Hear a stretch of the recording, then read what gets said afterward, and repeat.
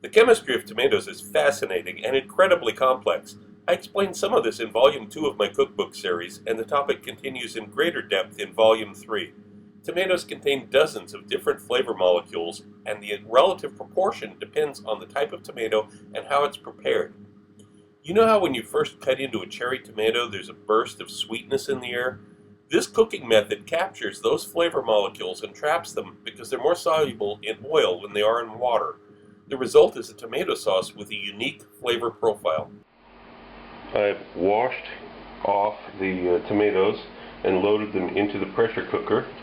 The next step is I've got the bay leaves here, and I'm just going to crumble these up loosely. Add them in. Don't have to be precise about it. Here's the 60 mils of olive oil. Good quality olive oil. What else we got here? It's the vermouth. About an ounce of dry vermouth. I'm using Cinzano extra dry. This is my favorite vermouth right now for cooking. I've tried quite a few. This one gives pretty good results, and it's quite inexpensive. There's a tablespoon of red wine vinegar. There's the water. 60 mils of water. 3/4 of a teaspoon of salt. A few sprigs of parsley. And I'm going to begin heating this. You don't really need to stir it because it's going to take care of itself as it cooks here. I'm going to begin heating it and get it up to where it's simmering before we put the top on it. After just a couple of minutes, medium high, I got it on about 7.5 out of 10. You see it comes to a boil. I'm going to clamp the lid of the pressure cooker down and keep heating. I'm turning the heat down just a tiny bit from 7.5 to 7. But we really want to force some heat through here. We really want this to boil inside. Unlike most of the time when you're pressure cooking something, you want to keep it just below the point that pressure is leaking, steam is escaping.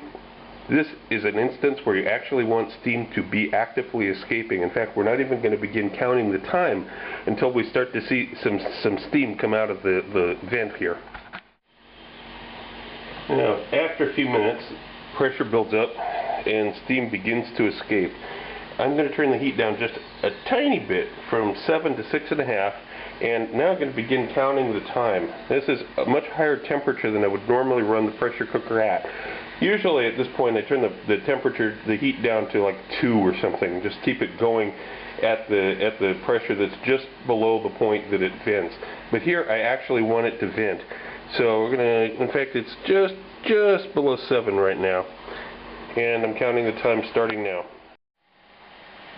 This is what you want to see. It's been about 2 minutes now, and those tomatoes are going to start popping real soon. So this is about 5 minutes in. You hear occasional pops, a lot of steam escaping as you can see. There'll be more popping soon.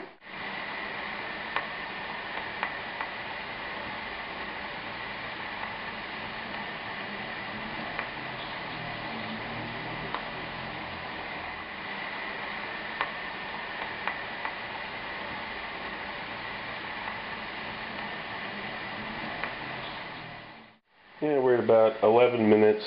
Steam is still pouring out. You hear pops every once in a while. It's really not like popcorn exactly. And finally, we're at 15 minutes since I started the timing. I'm turning the heat off completely. I'm not moving it from the burner. I'm not doing anything else. I'm not going to vent it. I'm just going to let it sit here and cool off on the heat for about half an hour. It will gradually stop releasing steam.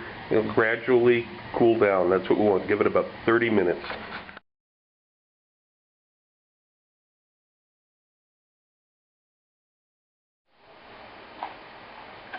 Eventually, time is up. We can remove the lid. We're going to get rid of this parsley, and then we're going to pass the rest of it through food mill. You can see already these tomatoes have just completely exploded. Now, I'm going to crank the food mill around, get as much through as we can, and then you lift up the food mill, wipe off the bottom here, and you've got the solution here, which of course it has a lot of oil in it because we started off with a fair amount and we drove off a lot of the moisture. So it's a fairly oily sauce, but this is going to work really well in the other applications you're going to see soon here.